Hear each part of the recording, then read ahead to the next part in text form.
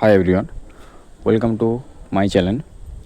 তো আজকে আমরা আলোচনা করব ত্রিপুরার সেন্ট্রাল গভর্নমেন্ট এবং ত্রিপুরার গভর্নমেন্ট নিয়ে, যে ত্রিপুরার সেন্ট্রাল গভর্নমেন্ট কী এবং ত্রিপুরার যে গভর্নমেন্ট রয়েছে সেই গভর্নমেন্ট কী, এই নিয়ে আজকে আমরা আলোচনা করব, স্টেট গভর্নমেন্ট। তো ভিডিওটা শুরু করছি। তোমাদের সকলকে স্বাগত জানাচ্ছি আবার একটা নতুন ভিডিওতে। তো অনেকেই মনে করেন যে সেন্ট্রাল গভর্নমেন্ট চাকরিতে বেতন সবসময় ত্রিপুরার স্টেট গভর্নমেন্টের চাকরির থেকে বেশি হয়। বাস্তবে বিষয়টা পদ এবং pay level, HRA, TA, DA এবং অন্যান্য ভাতার উপর নির্ভর করে। তবে সাধারণভাবে সেন্ট্রাল গভর্নমেন্টের বেতন ও সুবিধাও কিছু বেশি হয়। আমি দুটো পর্যায়ে ভাগ করেছি, একটা হচ্ছে বিষয় ত্রিপুরা গভর্নমেন্ট এবং একটা হচ্ছে সেন্ট্রাল গভর্নমেন্ট। তো তোমরা দেখো এবং ভালো করে ভিডিওটা ওয়াচ করো। এবং বেসিক পে কমিশন কি বলা হয়েছে, তো এখানে তোমাদের বিষয় যেমন পে ম্যাট্রিক্স অনুযায়ী ত্রিপুরা গভর্নমেন্টের 21 লেভেল পে ম্যাট্রিক্স পর্যন্ত হয় এবং সেন্ট্রাল গভর্নমেন্টে 18 লেভেল ম্যাট্রিক্স পে লেভেল পর্যন্ত হয়। এন্ট্রি লেভেল বেসিক্স ত্রিপুরা গভর্নমেন্টে 18,000 পর্যন্ত কিছু গ্রুপ সি পোস্ট থাকে এবং সেন্ট্রাল গভর্নমেন্টের ক্ষেত্রে 18,000 পর্যন্ত লেভেল 1 পোস্ট থাকে।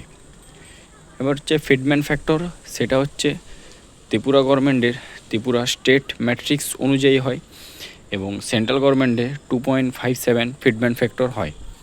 অ্যানুয়াল ইনক্রিমেন্ট ত্রিপুরা গভর্নমেন্টে আছে এবং সেন্ট্রাল গভর্নমেন্টও আছে। 2 নম্বর হচ্ছে ডিএ। সেন্ট্রাল গভর্নমেন্ট কর্মীরা সাধারণত বেশি ডিএ পান, আর ত্রিপুরা সরকারও ডিএদের, তবে অনেক সময় কেন্দ্রীয় হারের তুলনায় কম বা পরে কার্যকর হয়। HRA central government x city 30% হয়, ওয়াই সিটি 20% হয়, জেড সিটি 10% হয়। ত্রিপুরা স্টেট সাধারণত তুলনামূলক কম এইচআরএ পাওয়া যায়। উদাহরণসহ, যারা ধরা যাক 2 জন কর্মীর বেসিক পে 18,000 টাকা, তাহলে Tripura government employee basic pay 18,000 টাকা, ডিএ হচ্ছে 9,000 টাকা উদাহরণ, এইচআরএ হচ্ছে 1,800 টাকা, অন্যান্য ভাতা 1,000 টাকা। তাহলে মোট 29,000 টাকা থেকে 31,000 পর্যন্ত যেতে পারে। এবং সেন্ট্রাল গভর্নমেন্টে একটা এমপ্লয়ে তার বেসিক পে হচ্ছে 18,000 টাকা এবং ডিএ হচ্ছে 9,000 টাকা এবং এইচআরএ হচ্ছে 1,800 থেকে 5,400 পর্যন্ত এইচআরএ দেয় এবং টিএ হচ্ছে 1,800 থেকে 3,600 পর্যন্ত দেওয়া হয়। মোট বেতন হচ্ছে 32 থেকে 38,000 পর্যন্ত সম্ভাব্য বেতন যাওয়ার সম্ভাবনা রয়েছে। পোস্ট ও শহরভেদ পরিবর্তন হতে পারে। পোস্ট এবং যে এখানে basic pay DA, HRA, TA যে রয়েছে, এটা তোমাদের পোস্ট অনুযায়ী তোমাদের এই বেতনটা দেওয়া হয়, কারণ যেরকম যে পোস্ট হয় আপার লেভেল, লোয়ার লেভেল, সেই পোস্ট অনুযায়ী বেতনটা আপ ডাউন হতে পারে। এবং শহর ভিত্তিক, যেমন আমি তোমাদেরকে বললাম XYZ, শহর ভিত্তিক তোমাদের এই বেতনটা আপ ডাউন হতে পারে। পেনশন ও রিটায়ারমেন্ট বেনিফিট সেন্ট্রাল গভর্নমেন্টে এনপিএস, গ্র্যাচুইটি লেভেল এর সাথে মেডিকেল বেনিফিট রয়েছে। সেন্ট্রাল গভর্নমেন্টের ক্ষেত্রে এনপিএস, গ্র্যাচুইটি লেভেল ইনক্রিমেন্ট এবং মেডিকেল বেনিফিট রয়েছে।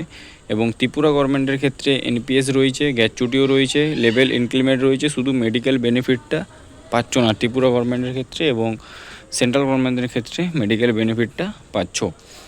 উভয় ক্ষেত্রেই সুবিধা রয়েছে, তবে কেন্দ্রীয় চাকরিতে মেডিকেল ও অন্যান্য সুবিধা সাধারণভাবে বেশি থাকে এবং বেতনও বেশি থাকে।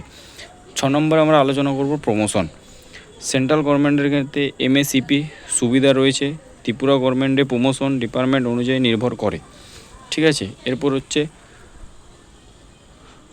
সংক্ষেপে, শুধু স্যালারির দিকে নয়, central government job, Tripura state government job এবং জব সিকিউরিটির দিক থেকে দুটোই খুব ভালো। সেন্ট্রাল গভর্নমেন্ট হোক বা নর্মাল গভর্নমেন্ট, ত্রিপুরা গভর্নমেন্ট হোক, স্টেট গভর্নমেন্ট হোক বা সেন্ট্রাল গভর্নমেন্ট হোক, দুটো জবেই সিকিউরিটি বেশি এবং দুটো খুবই ভালো। ত্রিপুরাতে বসবাস করলে ত্রিপুরা গভর্নমেন্ট জব যথেষ্ট ভালো। যদি কেউ ত্রিপুরাতে থাকছে বা ত্রিপুরাতে বাসিন্দা, ত্রিপুরা আগরতলার বাসিন্দা, তাহলে যদি স্টেট গভর্নমেন্ট হয় তাহলে খুবই ভালো। মানে সেন্ট্রাল স্টেট গভর্নমেন্ট মানে যে রাজ্যে আছে ত্রিপুরা রাজ্যে, সেইখানে সারা ভারত পোস্ট ও বেশি বেতন চাইলে, মানে পুরো ভারতের পোস্ট মানে অল ইন্ডিয়া, এবং বেশি বেতন চাইলে সেন্ট্রাল গভর্নমেন্টের বেশি সুবিধাজনক হতে পারে। সেখানে অনেক রকম ছাড় থাকে, ঠিক আছে, জায়গা ওয়াইজ, যেরকম আমি তোমাদেরকে বুঝিয়ে বললাম। তো যাই হোক, তুমি চাইলে আমি তোমার জন্য ত্রিপুরার TAC, forest guard, police constable, LDC, MTC, MTS, SSC, MTS, ঠিক আছে, রেলওয়ে গ্রুপ ডি, এগুলো যদি তুমি পোস্ট অনুযায়ী বেতন, পোস্টের ধরন, পোস্টের বিবরণ, কোনটার কি কাজ যদি তোমরা চাও, আমাকে কেউ কমেন্ট করো না। তো যাই হোক, আমি বলছি যদি তোমরা চাও তাহলে এই ভিডিওর কমেন্টে কমেন্ট করতে পারো, আমি তোমাদেরকে সেটার ফুল ডিটেলস দিয়ে দেবো। এই ছিল ভিডিওটা ভালো লেগে থাকলে অবশ্যই ভিডিওটা শেয়ার করবে এবং সাবস্ক্রাইব করতে কেউ ভুলবে না, এবং পাশ থেকে বেল আইকনটি প্রেস করতে কেউ ভুলবে না। ধন্যবাদ।